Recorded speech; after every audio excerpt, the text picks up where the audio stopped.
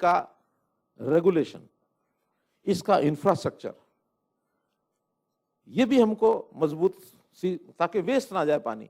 पिछले दिनों irrigation department ने हमारा चैनलाइजेशन का जो कार्यक्रम है, लगभग 2,500 करोड़ रुपए की योजना हमने बनाई थी, खास करके यमुना नहर की, उस पर काम चल रहा है। अभी भी 3 दिन पहले मूणक हेड के ऊपर एक पैरेलल दिल्ली ब्रांच का मैं शिलान्यास करके आया हूँ, हालांकि काम शुरू हो चुका उसका। हमने दक्षिण हरियाणा में भी जो लिफ्ट इरिगेशन के प्रोजेक्ट्स भी चलाए हैं। वेस्टर्न यमुना कैनाल का दोनों जो नहरें हैं उनका काम चल रहा है, क्योंकि चैनलाइजेशन जितना अच्छा होगा, खेत में आखिरी टेल तक पानी पहुंचाने के लिए हमको सुविधा होगी, हम उसमें चोरी नहीं होने देंगे। जितना पानी है उसका अच्छा प्रबंधन, अच्छा उपयोग। फिर इसके प्रबंधन में हमको मेजरिंग सिस्टम ये भी अपने करने पड़ेंगे। हर स्थान के ऊपर पानी जो है, कितना पानी जाना चाहिए, कितना जा रहा है, आखिर उसकी प्लानिंग तो हम करते ही हैं। आरटीडास ये जो रेगुलेशन का सिस्टम बनाया है, कुछ पॉइंट्स पर लगा है, सारे प्रदेश में भी नहीं लगा पाए हैं। कितने आरटीडास लगाए होंगे हमने? 180 हो गए हैं, ताकि किस पॉइंट पर कितना पानी हमको छोड़ना है और कितना जा रहा है उसका डाटा हमारे पास ऑनलाइन होना चाहिए। कई बार शिकायतें आती हैं कि इधर पानी ज्यादा छोड़ दिया, इधर कम छोड़ दिया, इसकी स्पर्श लग गई, उसने दबाव डाल दिया, वहां हेराफेरी कर दी। फिर एक जगह जितना छोड़ा, आगे उसके चैनलाइज अलग अलग चैनल्स हैं, सब मिलाकर के उतना आगे बढ़ रहा है, या रास्ते में किसी ने चोरी कर लिया।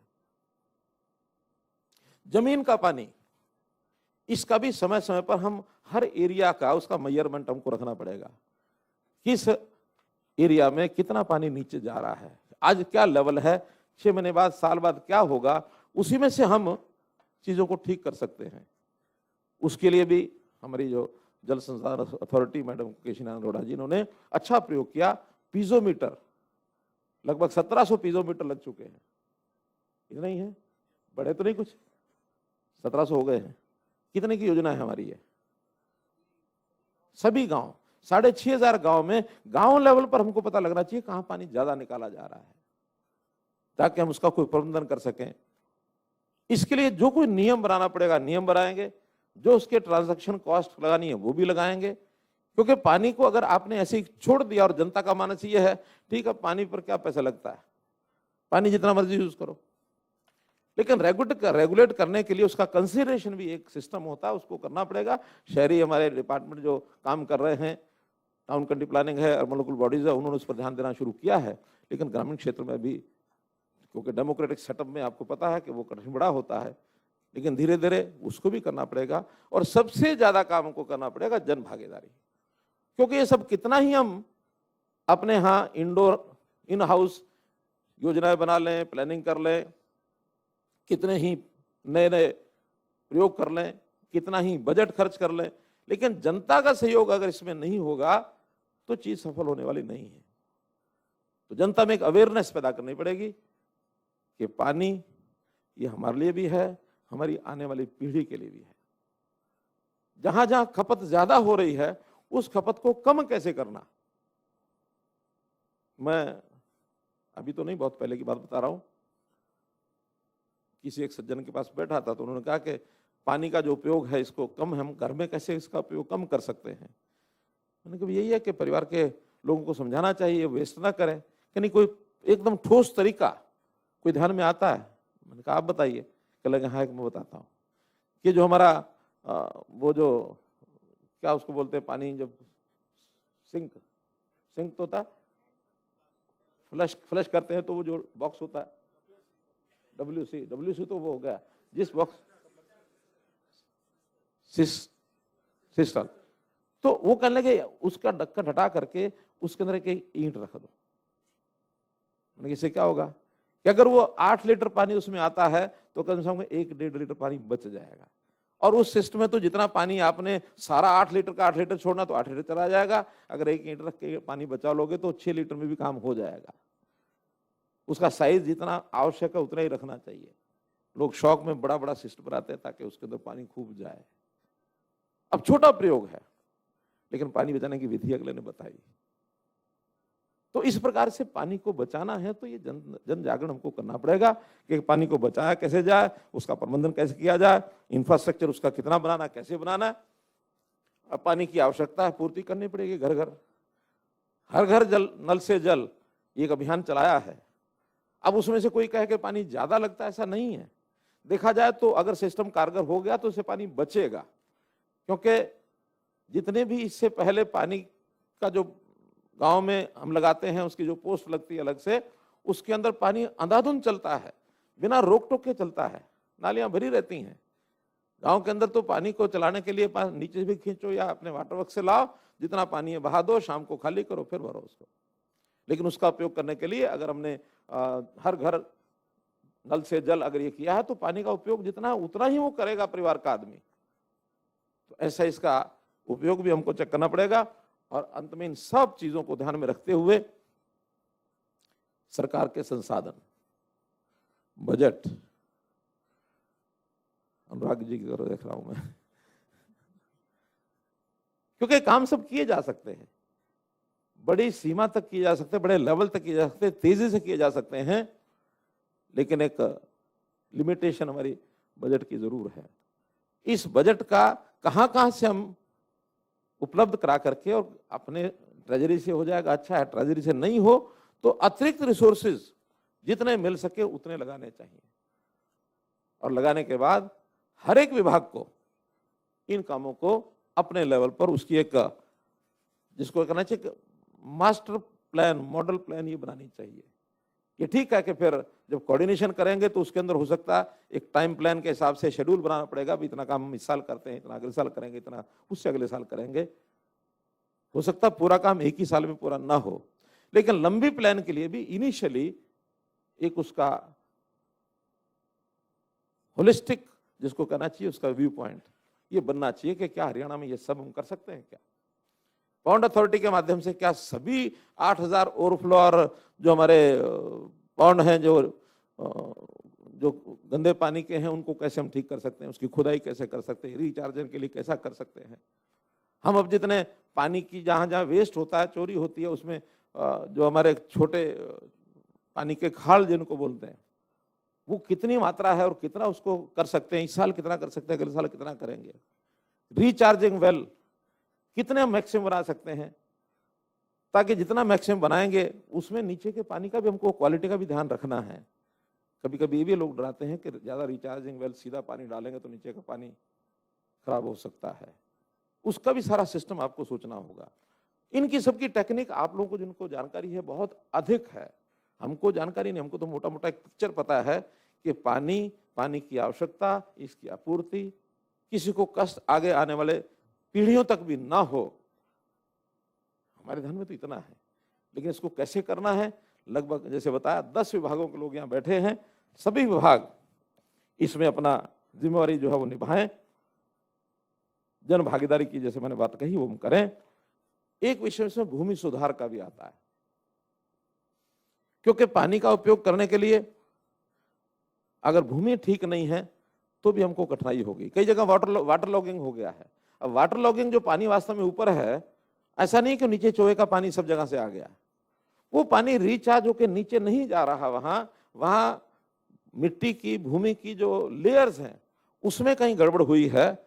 अगर वहां भी आप ट्यूबवेल लगा करके पानी निकालना चाहेंगे, वाटर लॉगिंग ऊपर के एरिया में है, नीचे आपको 60 फुट से 50 फुट से नीचे पानी, अच्छा पानी मिलेगा नहीं, वो पानी नीचे नहीं जा रहा है। तो इसमें भी जो संबंधित विभाग हैं उस पर जरूर चर्चा करें, और हमारा तो इन सब विषयों पर लेकर के एक पवित्रता का भाव मन में जरूर रहना चाहिए, क्योंकि ये पुण्य काम है। कोई ऐसा ही नहीं है कि जैसे कोई सड़क बनाने के लिए या बिल्डिंग बनाने के लिए एक अभियान चला दिया, उतना अभियान है, उतना नहीं है। इसमें पवित्रता का भाव, हमारे प्राचीन समय में हमारी सांस्कृतिक जो जितनी भी धरोहर है उसके अंदर भी इनका बड़ा महत्व था।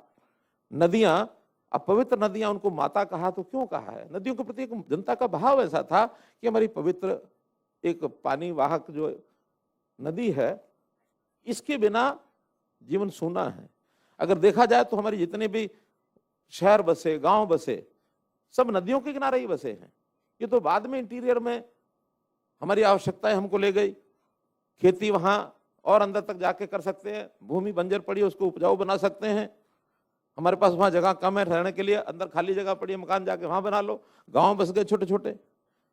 नहीं तो जितनी भी नदियां, चाहे वो गंगा है, कावेरी है, नर्मदा है, सिंधु है, सरस्वती है। अब सरस्वती नदी की आज हम खोज करते हैं तो आदि बद्री से लेकर के और नीचे गुजरात तक कितने ही स्थान ऐसे मिले हैं जो प्राचीन सांस्कृतिक हमारी पहचान उसको बताते हैं।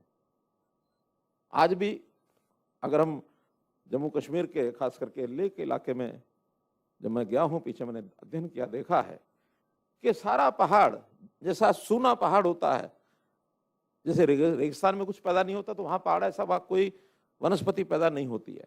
बीच में कहीं एक जगह पर दिखेगा कि हाँ एक टापू सा है जिसमें सारी वनस्पति है, पेड़ ही पेड़ है, गांव बसे हुए हैं। तो हमने कहा भी बाकी सारे में नहीं, यहाँ क्यों बसा हुआ ये? कहने लगे यहाँ वो पानी का झरना बहता है और पहाड़ से नीचे आता तो ये पानी है, जिस जगह पर पानी है वहां ये बस्ती बनी हुई है, आगे पानी जहाँ नहीं है सब सूखा पड़ा है। तो ये प्रत्यक्ष आज भी पहाड़ों में जाकर हमको देखने को मिलता है। तो मेरा तो इतना ही कहना है कि नदियों की स्तुति में एक अंतिम एक श्लोक पढ़ करके मैं अपनी बात समाप्त करूंगा। नदियों की स्तुति हमारे साहित्य में कैसे मिलती है? भारतम महाभारतम गंगा नर्मदा पुण्य तीर्थम। भारत जो है वो महाभारत इस रूप में, यानी महान भारत कब है? जब ये नदियों का वहां विद्यमान है। गंगा नर्मदा पुण्य तीर्थम सिंधु सरस्वती कावेरी जीवन कारण मूल तत्वम। हमारे जीवन के मूल तत्व हैं ये नदियां। नदी राष्ट्रस्य महाअमृतम, यानी नदी जो है हमारे राष्ट्र के लिए महाअमृत का इस प्रकार से रूप है। तो इन विषयों को लेकर के हम इस 2 दिन की गोष्ठी में जितना विचार चिंतन हम कर सकते हैं जरूर करें। पानी की प्राप्ति से लेकर पानी की खपत और उसके बाद पानी की ट्रीटमेंट, उसका रीयूज और फिर पानी का भंडारण, पानी का चैनलाइजेशन, और पानी हमारे लिए इतना कम ना हो जाए कि अगली पीढ़ी, आने वाली पीढ़ी हमको कहीं कहे कि हमारे पूर्वज जो हैं वो उनको कोई समझ नहीं थी, अकल नहीं थी। तो जैसे हमें पानी जो है विरासत में यहाँ तक मिला है, हम अगली पीढ़ी को भी पानी विरासत में दे करके जाएं। इतना ही निवेदन करते हुए मैं अपनी बात को समाप्त करता हूँ। बहुत बहुत धन्यवाद। बहुत बहुत आभार माननीय मुख्यमंत्री महोदय का, उनके उस मार्गदर्शन और उनकी प्रेरणा के लिए, उस सोच के जिस जो परिणाम है इस बात का कि हम इस रूप में 2 दिन के इस कार्यक्रम में यहाँ उपस्थित हैं। और हमें बहुत खुशी है कि इस आयोजन में हमारे representatives from World Bank, Asian Development Bank, they are also here, and the representatives from embassy of Finland. इसके अलावा IIT Ropar, IIT Mumbai, Punjab engineering college, इस तरह के टेक्निकल इंस्टीट्यूट्स जो राष्ट्रीय अंतर्राष्ट्रीय स्तर पर स्थापित हैं, उनके प्रतिनिधि भी हैं। दिव्य सज्जनों, मैं निवेदन करूंगा, जो हमारा ये पूरा प्रयास है और इसमें जो हरियाणा जल संसाधन प्राधिकरण जो है, जिसके माध्यम से पूरे प्रदेश में गहन सर्वेक्षण किया गया, रिपोर्ट तैयार की गई, प्लान तैयार किया गया है, उसके अध्यक्ष श्रीमती केशनी आनंद में जल संगोष्ठी का आयोजन, 2 दिवसीय संगोष्ठी का आयोजन जल संकट से निपटने पर चर्चा की जा रही है, जल स्तर को बढ़ाने जाने पर मंथन किया जा रहा है। कार्यक्रम को संबोधित कर रहे थे CM मनोहर लाल। तो पानी जीवन के लिए जरूरी है और पानी का उपयोग बढ़ता जा रहा है। बारिश के पानी का संग्रह करें, ये हमें चाहिए। नहरों के निर्माण का कार्य जारी रही। पानी के बचाव के लिए सभी को आगे आना होगा, सभी की जिम्मेदारी है। पानी के बचाव के लिए नियम बनाने की जरूरत है। सावधानी से पानी का उपयोग करें। महत्वपूर्ण बातें, ग्राउंड वाटर रिचार्ज सिस्टम अपनाना होगा। वाटर लॉगिंग की समस्या से काम कर रहे हैं। पानी को लेकर सभी विभाग सावधानियां बरतें। पंचकुला में जल संगोष्ठी का यह आयोजन, 2 दिवसीय जल संगोष्ठी का आयोजन 27 अप्रैल तक चलेगी। जल संगोष्ठी, जल संकट से निपटने पर चर्चा जो है वो होगी। जल स्तर को बढ़ाए जाने पर मंथन। कार्यक्रम को संबोधित किया है मुख्यमंत्री मनोहर लाल ने। पानी जीवन के लिए बेहद जरूरी है और पानी का उपयोग बढ़ता जा रहा है, इसलिए बहुत जरूरी है बारिश के पानी का संग्रह किया जाए और नहरों के निर्माण का कार्य जारी है। पानी के बचाव के लिए सभी को आगे आना होगा, ये सभी की जिम्मेदारी बनती है। सावधानी से पानी का उपयोग करें, ये सुनिश्चित करें। ग्राउंड वाटर रिचार्ज सिस्टम अपनाना होगा। वाटर लॉगिंग की समस्या पर काम कर रहे हैं। पानी को लेकर सभी विभाग सावधानियां बरतें। पंचकुला में जल संगोष्ठी का यह आयोजन हो रहा है। 27 अप्रैल तक जल संगोष्ठी चलेगी। जल संकट से निपटने पर चर्चा जो है वो होगी। जल स्तर को बढ़ाए जाने पर मंथन विशेष तौर पर यहां पर रहेगा। तो पानी का उपयोग बढ़ता जा रहा है। बारिश के पानी का संग्रह करें। नहरों के निर्माण कार्य जरूरी है। पानी के बचाव के लिए सभी को आगे आना होगा। पानी के बचाव के लिए नियम बनाने का काम, सावधानी से पानी का उपयोग करें, ग्राउंड वाटर रिचार्ज सिस्टम अपनाना होगा। वाटर लॉगिंग की समस्या पर काम कर रहे हैं।